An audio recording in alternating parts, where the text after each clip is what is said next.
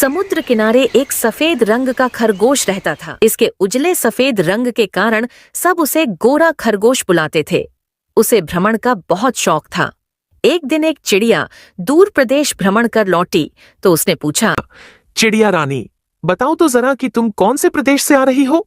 चिड़िया बोली, मैं समुद्र पार केरल प्रदेश गई थी। वो बहुत ही सुंदर प्रदेश है। वहाँ बहुत हरियाली है। वहाँ की राजकुमारी बहुत ही रूपवती है। तुम भी वहाँ भ्रमण पर जाना। गोरा खरगोश बोला। हाँ चिड़िया रानी, मैं जरूर जाऊंगा। उस दिन से गोरा खरगोश केरल जाने का विचार करने लगा। वह वहां की राजकुमारी को देखना चाहता था और उससे मिलना चाहता था। केरल जाने के लिए समुद्र पार करना था, जो उस छोटे से खरगोश के बस की बात नहीं थी। वह अपने मित्र मगरमच्छ के पास गया और बोला, मित्र, समुद्र में तैरकर तुम तो कई देशों की यात्रा कर सकते हो। क्या कभी तुम्हारा केरल प्रदेश जाना हुआ? सुना है वहां की राजकुमारी बहुत सुंदर है। हाँ मित्र, मैं एक बार केरल गया था और वहां की राजकुमारी के मुझ दर्शन हुए थे। वो परम सुंदरी है। क्या तुम मुझे केरल ले जा सकते हो मित्र? मैं राजकुमारी को देखना चाहता हूँ। खरगोश ने पूछा। नहीं नहीं, मैं तुम्हें इतनी दूर नहीं ले जा सकता। तुम्हारे माता पिता क्रोधित हो जाएंगे। फिर इतनी दूर की यात्रा में कहीं तुम्हें कुछ हो गया तो? मगरमच्छ के इनकार करने पर गोरा खरगोश उदास हो गया। वह किसी भी तरह केरल जाना चाहता था। वह उपाय सोचने लगा। शीघ्र ही उसे एक उपाय सूझ गया। अगले दिन वह फिर मगरमच्छ के पास गया और बोला, मित्र, हम खरगोशों का परिवार बहुत बड़ा है। जानते हो, हमारे परिवार में 800 खरगोश हैं। तुम्हारे परिवार में कितने मगरमच्छ हैं? मगरमच्छ सोच में पड़ गया। फिर बोला, मित्र, परिवार तो मेरा भी बहुत बड़ा है, लेकिन मैंने कभी गिनकर नहीं देखा कि हमारी संख्या कितनी है। यह सुनकर खरगोश चालाकी दिखाते हुए बोला, इसमें कौन सी बड़ी बात है? कल तुम अपने पूरे परिवार को मेरे पास ले आओ, मैं उनकी गिनती कर दूंगा। मगरमच्छ हामी भरकर चला गया। अगले दिन वह अपने पूरे परिवार के साथ खरगोश के पास आया और बोला, मित्र, अब हम सब यहाँ हैं, तुम गिनना शुरू करो।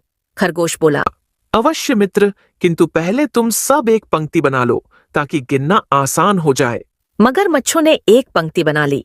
उनकी संख्या इतनी अधिक थी कि वे समुद्र के दूसरी छोर तक पहुंच गए। खरगोश ने गिनती शुरू की। वह हर मगरमच्छ के ऊपर कूदता और गिनता जाता। 1 2 3 4 इस तरह कूदते और गिनते हुए वह समुद्र के दूसरी ओर केरल प्रदेश पहुंच गया। वहां कदम रखते ही वह बोला, मित्रों, मैं अब जब केरल पहुंच ही गया हूं तो कुछ दिन भ्रमण कर और राजकुमारी को देखकर ही लौटूंगा। तुम मेरे माता पिता को बता देना। ये कहकर वह कूदकर केरल प्रदेश में प्रवेश कर गया। वह इधर उधर घूम रहा था, तब उसकी दृष्टि 4 राजकुमारों पर पड़ी। वे सब राजकुमारी के स्वयंवर में जा रहे थे। उनकी बातें सुनकर खरगोश ने यह अंदाज लगा लिया कि उनके साथ जाकर वह राजकुमारी को देख सकता है। वह राजकुमारों को रोककर बोला, प्रणाम राजकुमार, मैं गोरा खरगोश हूँ। समुद्र पार से राजकुमारी के दर्शन के लिए आया हूँ। क्या आप मुझे अपने साथ ले चलेंगे? वे चारों राजकुमार बड़े धूर्त थे। उनमें से एक बोला, इस अवस्था में तो हम तुम्हें नहीं ले जा सकते। पहले तुम्हें समुद्र में स्नान करना होगा, फिर धूल में लौटना होगा। उसके बाद ही तुम राजकुमारी से मिलने के योग्य बन पाओगे। खरगोश झटपट समुद्र में नहाकर आया और मिट्टी में लौटने लगा। मिट्टी में लौटने के कारण उसका उजला शरीर काला हो गया। उसने समुद्र के जल में अपनी परछाई देखी तो दुखी हो गया। चारों राजकुमार उस पर हंसते हुए उसे वहीं छोड़कर आगे बढ़ गए। उदास खरगोश वहीं बैठ गया। तभी वहां से 5वां राजकुमार गुजरा, जो पहले के चारों राजकुमारों का सबसे छोटा भाई था। खरगोश को देखकर वह वहीं रुक गया और उसकी उदासी का कारण पूछा। खरगोश ने सारी बात बता दी। तब राजकुमार ने उसे समुद्र के जल में अच्छे से नहलाया। खरगोश फिर से गोरा हो गया। राजकुमार उसे अपने साथ लेकर राजकुमारी से मिलने के लिए आगे बढ़ा। दोनों जब राजकुमारी के महल पहुंचे तो राजकुमारी बाग में अपनी सखियों के साथ बैठी हुई थी। खरगोश राजकुमारी के पास गया। वह उसे देखकर बहुत खुश था। राजकुमारी ने भी गोरे खरगोश को अपनी गोद में उठा लिया और उससे खेलने लगी। खरगोश ने अपने साथ घटी पूरी घटना का वर्णन राजकुमारी से किया और बताया कि सभी राजकुमारों में सबसे छोटा राजकुमार सबसे अधिक दयालु है। अगले दिन स्वयंवर में राजकुमारी ने सबसे छोटे राजकुमार को अपना वर चुना। राजकुमार और राजकुमारी खुशी खुशी रहने लगे। गोरा खरगोश भी उनके साथ रहने लगा।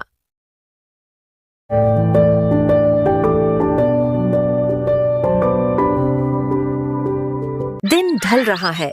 आकाश में परिंदे वापस अपने घोंसलों की ओर जा रहे हैं। उन घोंसलों में उनके नन्हे मुन्ने बच्चे भोजन की आस लगाए अपने माँ पिता की राह देख रहे हैं।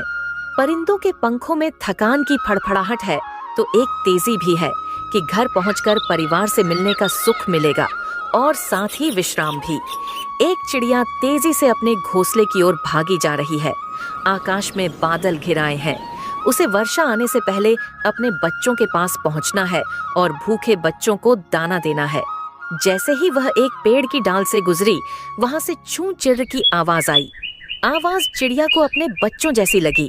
वह धक से रह गई और तुरंत सोचने लगी कि उसके बच्चे यहाँ कैसे आ गए। उसका घोंसला तो अभी बहुत दूर है। वह आवाज की दिशा में मुड़ी। बच्चे भूख से मामा चिल्ला रहे थे। उनकी चीख पुकार सुनकर चिड़िया बोली, बच्चों मत रो, मैं आ गई हूँ, तुम्हारे लिए भोजन भी लाई हूँ। यह बोलकर जैसे वह सपने से जागी। भला ये उसका घोंसला कहाँ है? उसका घोंसला तो अभी दूर है। फिर इस घोंसले में उसे ये बच्चे अपने जैसे क्यों लग रहे हैं? चिड़िया ने ध्यान से देखा तो पाया कि वे बच्चे बेशक उसके न थे, पर उसके अपने बच्चे जैसे थे। चिड़िया का दिल उनकी भूख प्यास से पिघल गया। तभी उसे ध्यान आया कि रास्ते में एक चिड़िया पेड़ के नीचे पड़ी थी। कहीं वह इनकी माँ ही तो नहीं थी? पक्का वह इन्हीं की माँ थी। चिड़िया ने अपने पास रखे दानों को उन बच्चों को खिला दिया। दाने पाकर बच्चे शांत हो गए और कुछ ही देर में सो गए। सोए हुए बच्चे बेहद मासूम लग रहे थे। चिड़िया को उन पर बहुत वात्सल्य उमड़ रहा था। तभी तेज की बिजली कड़की तो चिड़िया ने आसमान की ओर देखा। वह फिर नींद से जागी। अरे उसके अपने बच्चे! उसे न पाकर उनका क्या हाल हो रहा होगा। चिड़िया वहां से उड़ान भरने को हुई, लेकिन फिर उसे लगा कि नींद से जागने पर जब ये अपनी माँ को पास नहीं पाएंगे तो इनका क्या होगा। वह तुरंत उस ओर चल पड़ी जहां उसने चिड़िया को देखा था। चिड़िया घायलावस्था में पड़ी थी। चिड़िया नीचे उतरी और उसे सांत्वना देते हुए बोली, बहन चिंता न करो, तुम्हारे बच्चों को दाना मैंने दे दिया है, वे अब सो रहे हैं, तुम ठीक हो जाओगी। चिड़िया की बात सुनकर घायल चिड़िया मुस्कुराते हुए बोली, बहन एक माँ ही माँ का दर्द समझती है। तभी दो व्यक्ति वहां गुजरे। उनमें से एक व्यक्ति घायल चिड़िया को देखकर बोला, ओह हमें इस नन्ही घायल चिड़िया की मदद करनी चाहिए। दूसरा व्यक्ति बोला, तुम पशु पक्षियों के डॉक्टर हो, तुम इसका इलाज करो। डॉक्टर ने घायल चिड़िया का इलाज किया। कुछ देर बाद ही घायल चिड़िया उड़ने की हालत में हो गई। घायल चिड़िया दूसरी चिड़िया से बोली, बहन अब तुम अपने घर जाओ, बहुत रात हो गई है, मैं अब सही सलामत अपने घोंसले तक पहुंच जाऊंगी। चिड़िया बोली, मैं तुम्हारे साथ चलती हूँ, मेरा घोंसला तुम्हारे घोंसले से होकर ही पड़ता है। इसके बाद चिड़िया घायल चिड़िया को उसके घोंसले तक ले आई। बच्चे अभी भी सो रहे थे। अपने बच्चों को भरपेट भोजन करने के बाद गहरी नींद में देखकर घायल चिड़िया की आंखों में आंसू आ गए। वह बोली, बहन आज तुम मेरे बच्चों की और मेरी मदद नहीं करती तो हम में से कोई जीवित नहीं बचता। चिड़िया बोली, ऐसा नहीं कहते, हर माँ दूसरी माँ का दर्द समझती है। अब मुझे देर हो रही है, मेरे बच्चे मेरी राह देख रहे होंगे। घायल चिड़िया ने मुस्कुराकर उसे विदा किया और बोली, तुम्हें जब भी मेरी मदद की जरूरत हो बिना हिचक यहाँ चली आना। चिड़िया ने उसकी बात से सहमति जताई और खुले आसमान में उड़ान भरने के लिए चल पड़ी अपने घोंसले की ओर। वह सोच रही थी कि आज उसके बच्चों का उपवास हो जाएगा, पर मन में यह संतोष था कि आज एक माँ की जान बच गई और वह अपने बच्चों के पास सकुशल है। यह सोचकर प्रसन्न मन से चिड़िया अपने घोंसले की ओर बढ़ चली।